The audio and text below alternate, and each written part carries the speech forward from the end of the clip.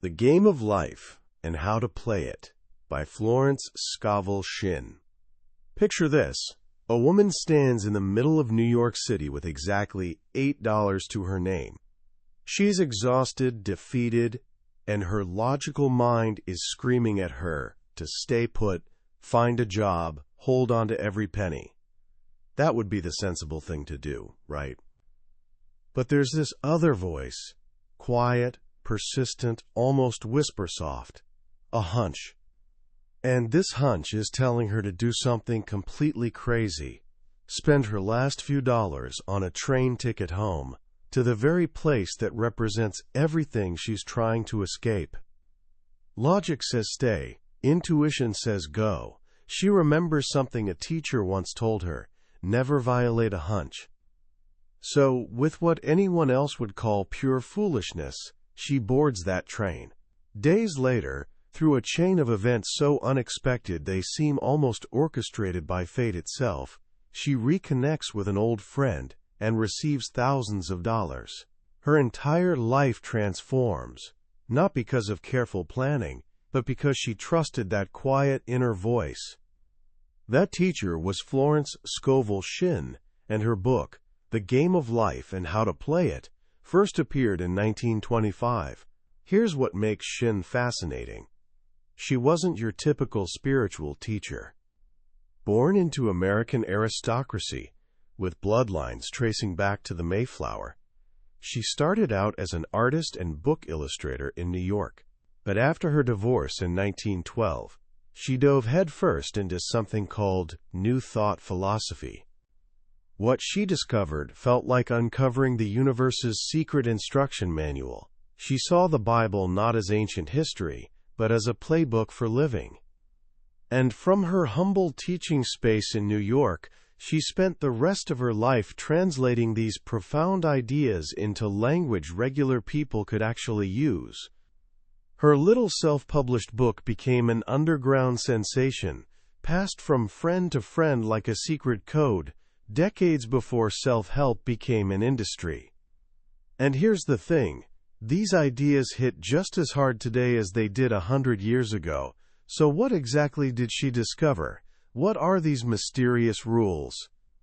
That's our journey today.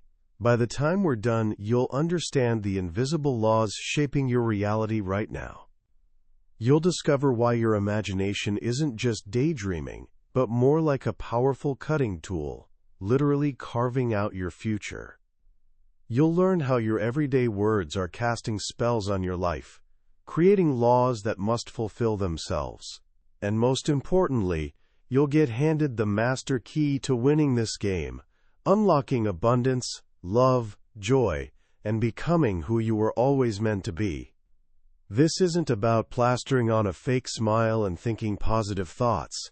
This is about learning to play the game with actual mastery. Most of us trudge through life believing it's fundamentally a battle. We see competition everywhere, struggle around every corner, winners and losers duking it out. We fight for our goals, battle our circumstances, and brace ourselves for whatever hit comes next. But Florence Scovel Shinn's first rule completely flips this perspective on its head. She says, life isn't a battle. It's a game. And not some random game of chance.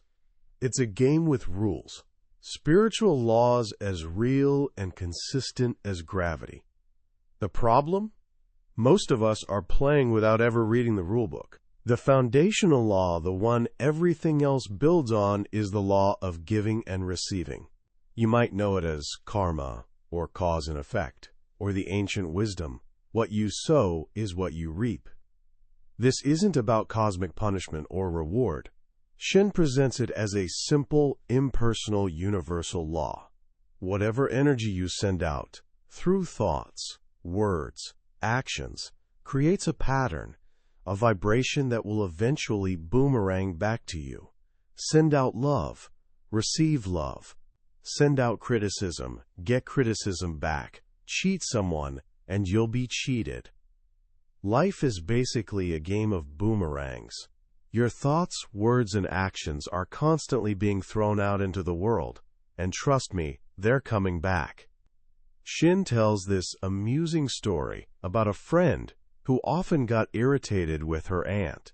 One evening at dinner, as her aunt was chatting away, the friend snapped, "No more talk. I want to eat in peace." The very next day, she's having lunch with someone she desperately wants to impress. She's talking animatedly, trying to be charming, when the other person looks at her coolly and says, "No more talk. I wish to eat in peace." The boomerang came back with laser precision. Once you get this first rule, you realize the game isn't about changing what's outside, it's about mastering what's inside. Because what's happening in your inner world is what you're planting. And your primary planting tools? Your imagination and your words. This brings us to understanding how your mind actually works. Shinn breaks it down into 3 departments. First, there's your conscious mind, the part you're using right now to follow along. It's your reasoning mind, your intellect. It observes the world, forms opinions, makes decisions. It sees life as it appears, full of sickness, poverty, limitations. Then there's the subconscious mind. Think of it as the engine room. The subconscious is pure power without direction. It's like electricity or steam. It doesn't think or judge. It just acts on whatever instructions it receives. It's your faithful, unquestioning servant. And what instructions does it follow? Whatever images, feelings, and beliefs your conscious mind stamps onto it. Whatever you deeply feel or vividly picture gets impressed into this powerful creative force, and it works tirelessly, day and night, to bring that picture into reality, down to the smallest detail. Shinn tells this chilling story about a woman she knew. As a little girl, this woman loved playing a particular game. She'd dress in black clothes, put on a long black veil, and pretend to be a widow. Adults thought it was cute and clever, but what she was actually doing, day after day, was stamping a powerful image onto her impressionable subconscious mind. Years later, she married a man she deeply loved, but after a short time he died, and she found herself wearing black and a sweeping veil for years, living out the exact picture she'd created in childhood play. The subconscious has zero sense of humor. It can't distinguish between make-believe and reality. It just takes the image and gets to work. This is why Shinn called imagination the scissors of the mind. Picture that. With every persistent thought, every vivid daydream, you're literally holding scissors and cutting out scenes that will eventually appear in the movie of your life. The question is, what are you cutting out? She gives another stark example. A man who became terrified of a certain rare disease. He couldn't stop thinking about it. He pictured it constantly, read every article about it, until that vivid mental image was so deeply stamped into his subconscious that it actually manifested in his body. He died, Shinn says, a victim of his own distorted imagination. So if the conscious mind is the captain on the ship's bridge, and the subconscious is the mighty engine below, what's the third department? Shinn calls it the superconscious mind. This is the God mind within you. It's the realm of perfect ideas, where the flawless version of your life already exists. Plato called it the perfect pattern. Shinn calls it the divine design. There's a divine plan for your life, a unique place only you can fill, something only you can do. This perfect plan lives in your superconscious mind. Sometimes it flashes into your conscious awareness as sudden inspiration, a grand ambition, or an ideal that seems too good to be true. Shinn says this isn't fantasy. It's your actual destiny revealing itself from the infinite intelligence within you. The problem is, most of us are clueless about our true destinies.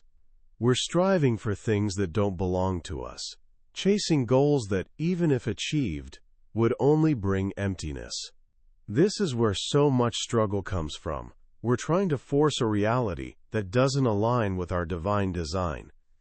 She gives a wonderful example. A woman came to her, desperately in love with a man she called A.B.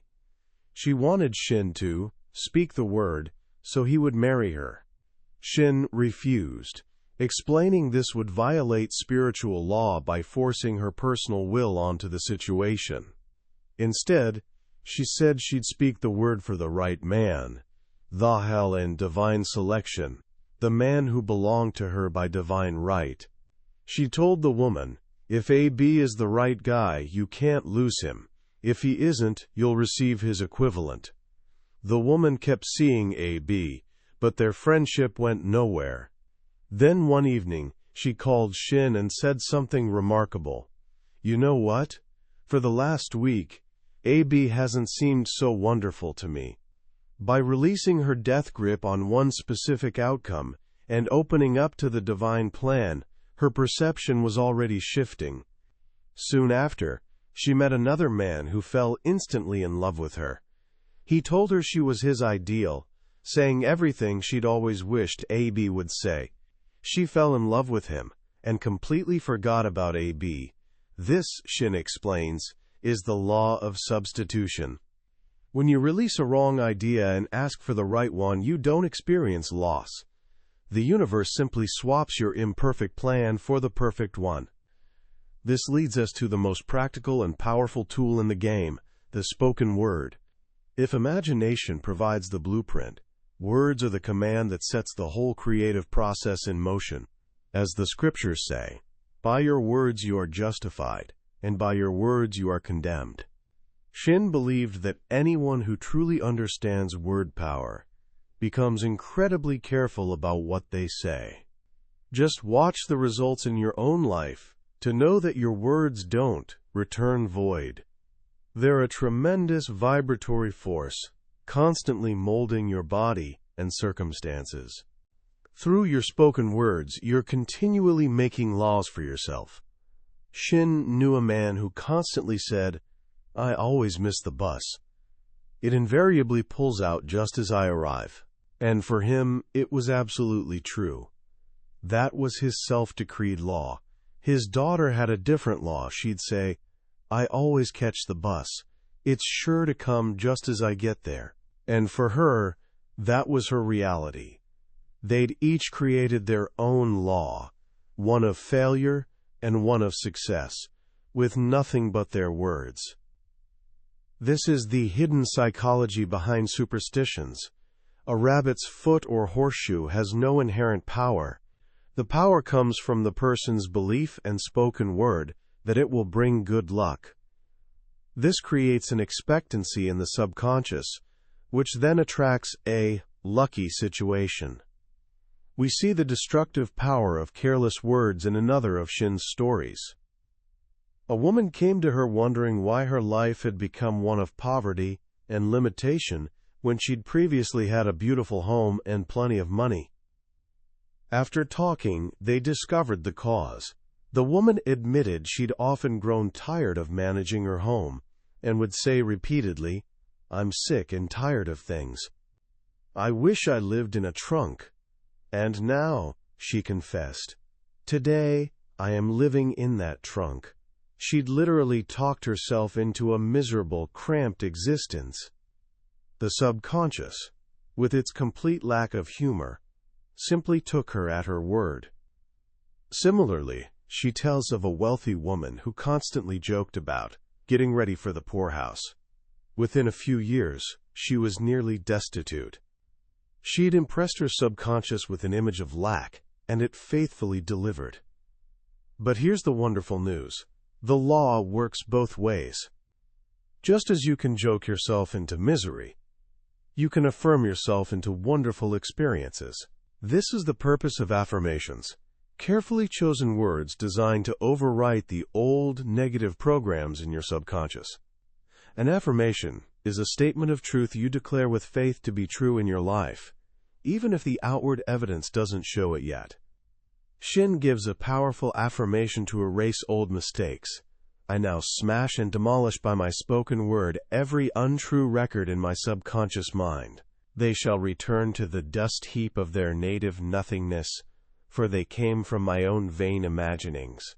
I now make my perfect records through the Christ, within the records of health, wealth, love, and perfect self-expression. Notice the power and authority in those words. You're not asking or pleading, you're commanding, you're decreeing a new reality. The Bible says, "Concerning the works of my hands, command ye me." Shinn teaches that infinite intelligence is always ready to carry out our demands, from the smallest to the greatest. Every desire, whether spoken aloud or not, is a demand. Sometimes the fulfillment is startlingly literal. One Easter, Shinn saw beautiful rose trees in a florist's window and had a fleeting wish to receive one. For just a moment, she mentally saw it being carried through her door. On Easter, a beautiful rose tree arrived. When she thanked her friend, the friend was confused. "I didn't send you a rose tree, I sent you lilies." The florist had mixed up the order. But Shinn knew it wasn't a mistake. She'd set the law in motion with her clear desire, and she simply had to have that rose tree. So if these laws are so powerful, why don't our lives look perfect? Shinn says there's only one enemy standing between you and your highest ideals. That enemy is fear. Fear of lack, fear of failure, fear of sickness, fear of loss. Fear, she explains, is just inverted faith. It's faith in evil instead of good. When you worry, you're using your creative imagination to build a detailed blueprint of what you don't want. You're meditating on disaster, and the faithful subconscious takes that blueprint and gets to work. The object of the game, then, is to see clearly your good and obliterate all mental pictures of evil. You do this by consciously impressing the subconscious with a realization of good. The way to defeat fear is to substitute it with faith. But what is faith, really? For Shinn, faith isn't passive belief. It's active faith. It's acting as if you've already received. She tells a dramatic story about a woman who was about to be sued for $3,000 on the 15th of the month. She had no way of getting the money and was in total despair. Shinn told her that God was her supply and spoke the word for her to receive the money at the right time. But she also gave her crucial instruction: you must act your perfect faith. The 15th arrived with no money. The woman called Shinn in a panic. Shinn's advice was astounding. Your part is to act rich, showing perfect faith that you'll receive it. She even told the woman to order an expensive lunch, to act as if she already had $3,000 in the bank. The next day, the woman's long-lost cousin with a long white beard unexpectedly showed up at her door.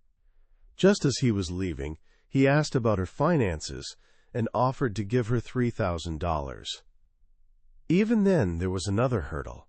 He said he'd give it on the 1st of the month, but she needed it the next day. Shinn kept treating, affirming that spirit is never too late. The next morning, the cousin called and told her to come get the money that very day. She had it in her account that afternoon. Her breakthrough came because she was willing to act her faith. Shinn explains that if you ask for success but prepare for failure, you'll get the situation you've prepared for. This is the principle of digging your ditches. The phrase comes from a Bible story about 3 kings stranded in the desert with their armies, without water. They consulted the prophet Elisha, who gave them a bizarre message from the Lord. You shall not see wind, neither shall you see rain, yet make this valley full of ditches. In other words, prepare for the water you've asked for, even when there isn't the slightest sign of it. She saw this principle work for a woman looking for an apartment in New York during a severe housing shortage. Everyone told her it was impossible, but she simply affirmed, "Infinite Spirit, open the way for the right apartment." Then she performed an act of faith. She was thinking of buying new blankets, But the voice of reason said, "Don't buy them. You might not get an apartment." She replied to herself, "I'll dig my ditches by buying the blankets." She acted as though she already had the apartment.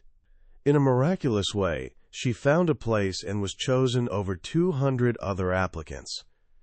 The blankets, Shinn says, showed active faith. This leads to one of the most difficult but crucial laws in the game, the law of non-resistance. The scriptures say, "Resist not evil." This doesn't mean be passive or allow harm. It means understanding that in ultimate reality, there's only one power, God. So there's no evil to resist. Evil, Shinn teaches, is a false law man has created through believing in two powers, good and evil. When you resist a situation, you give it power. You focus on it, energize it, hold it in place. What you resist persists. If you run from a situation, it will chase you. Shinn tells of a woman who was miserable at home because of her domineering, critical mother. So she ran away and got married, only to discover her new husband was exactly like her mother. She faced the same situation again because she'd tried to resist it instead of dissolve it.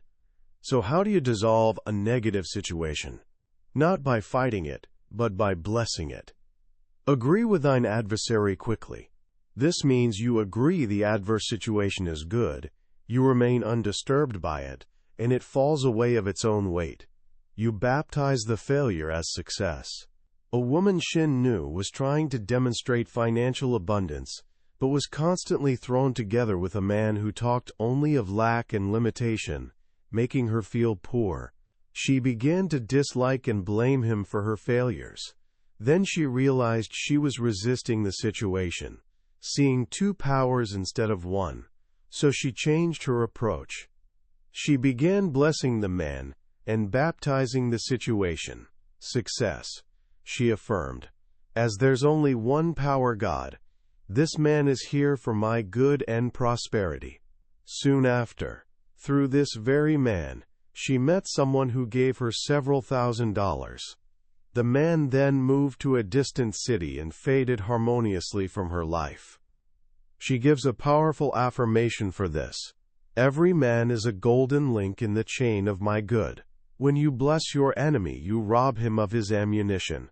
The arrows of hate he sends are transmuted into blessings. This is because all outer disharmony reflects some inner disharmony within you. When you change, your world changes." Love and goodwill are the ultimate problem solvers. Shinn states that nearly all sickness and unhappiness come from violating the law of love. A woman she knew had a terrible skin disease doctors called incurable. She was an actress and feared her career was over. One day, after a successful performance, a jealous cast member got her fired. She was filled with hatred and resentment but cried out, "Oh God, don't let me hate that man." For 3 nights, she worked to find deep peace, to be at peace with him and the whole world. On the 3rd day, she discovered the skin disease was completely gone.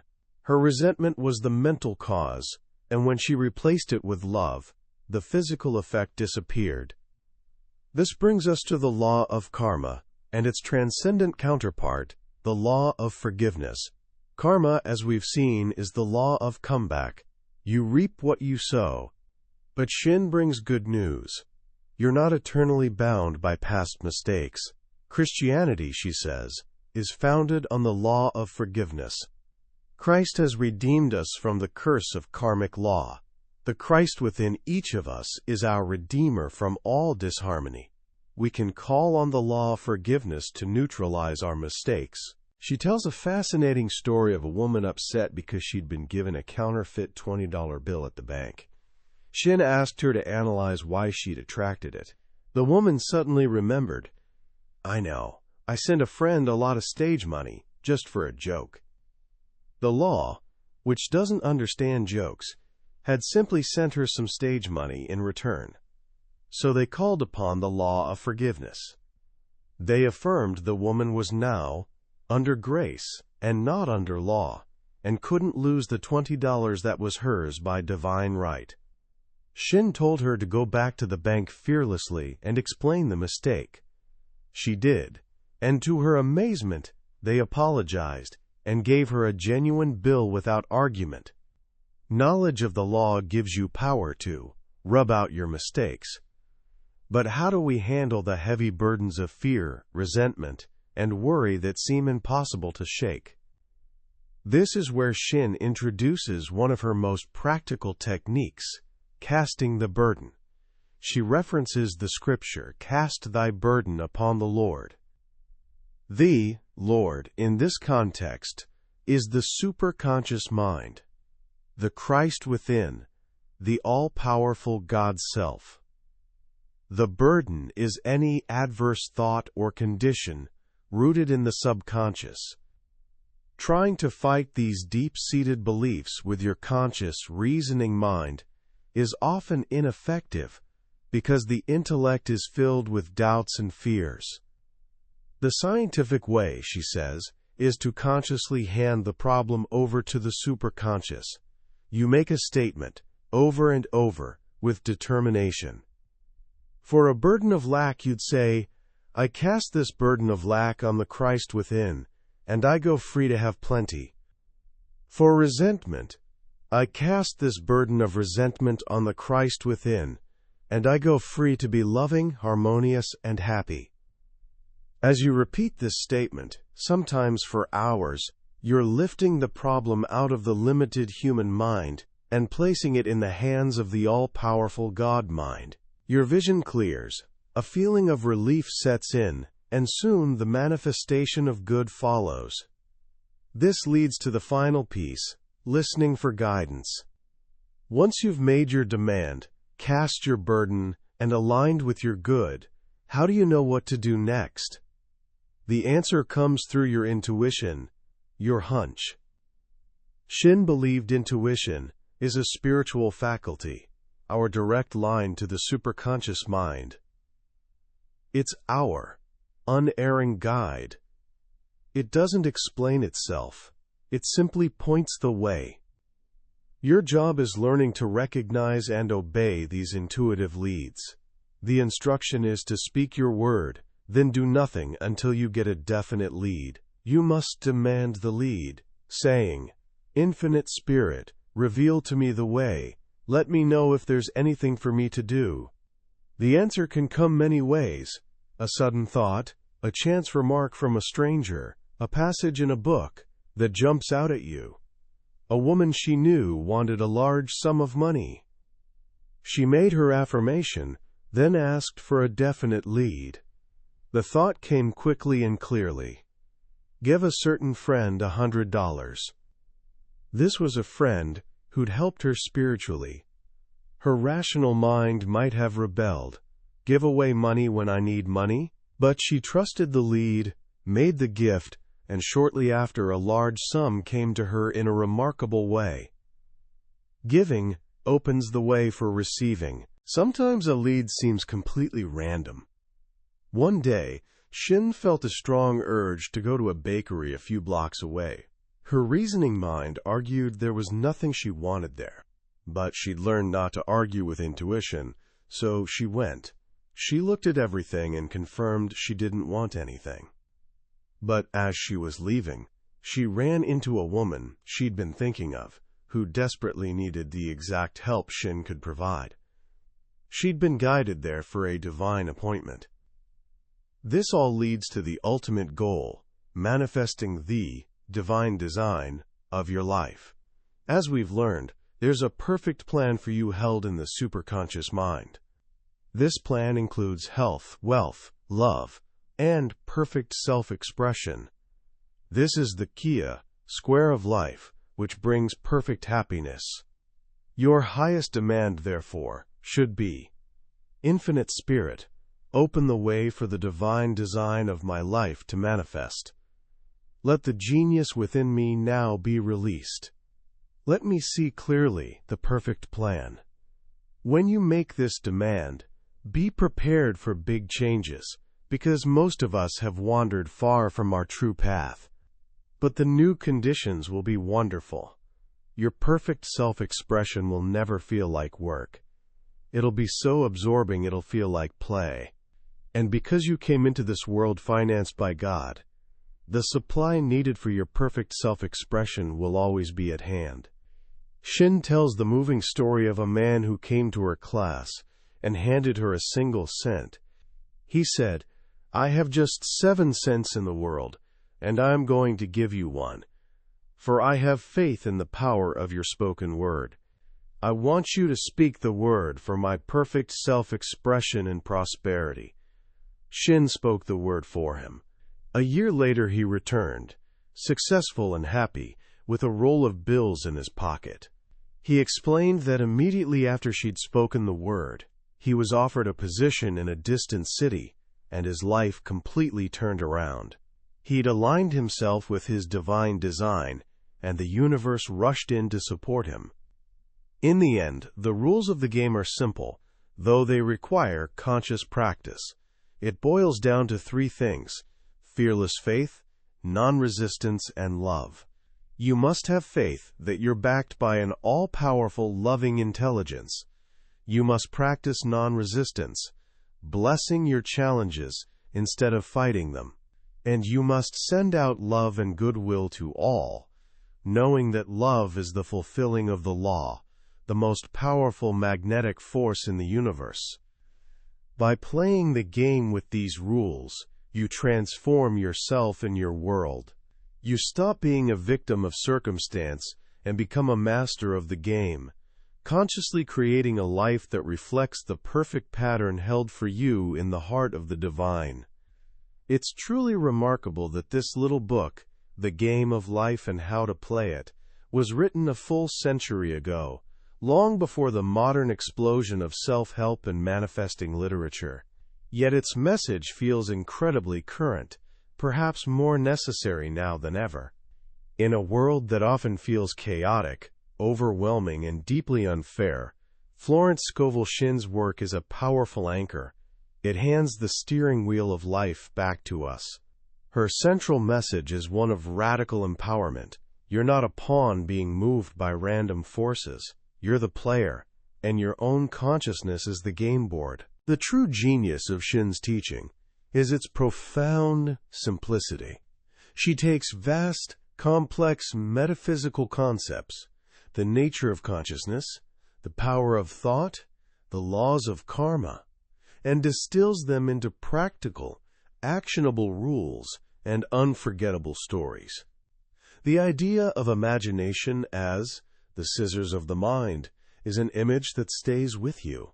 The concept of digging your ditches by acting your faith is clear and tangible. She doesn't ask you to understand complex theology. She asks you to watch your words, train your imagination, and trust your hunches. What resonates so deeply today is this call to take complete responsibility for our inner world. We live in an age of external focus. We blame the economy, politicians, our upbringing, other people. Shinn gently but firmly turns our gaze inward. She says the source of your poverty, sickness, loneliness, or failure isn't out there. It's within your own thought patterns. A man's foes, she says, quoting scripture, shall be they of his own household, the household of his own mind. This can be hard to swallow, but it's also the most liberating idea in the world. Because if the problem is within you, so is the solution. To bring these timeless ideas into your life today, here are a few simple, practical actions you can take, inspired by the rules of the game. First, conduct a word audit for 24 hours. For just one day, become a neutral observer of your own speech. Carry a small notebook or use your phone, and note the casual, reflexive things you say about yourself, your life, and your circumstances. Do you say things like, "I'm always broke by the end of the month," "I never catch a break," or "I'm just so tired all the time"? Don't judge yourself. Just observe. At the end of the day, look at your list. These are the laws you've been unconsciously decreeing for yourself. This simple act of awareness is the first crucial step to changing the game. Second, pick one burden to cast. Think of one specific problem weighing on you right now. It could be a financial worry, a difficult relationship, a health concern. Instead of wrestling with it, try Shinn's method. Find a quiet moment, close your eyes, and say aloud with as much conviction as you can muster, "I cast this burden of name, the problem on the Christ within, and I go free." Repeat it. Feel the energetic release of handing it over to a power greater than your conscious mind.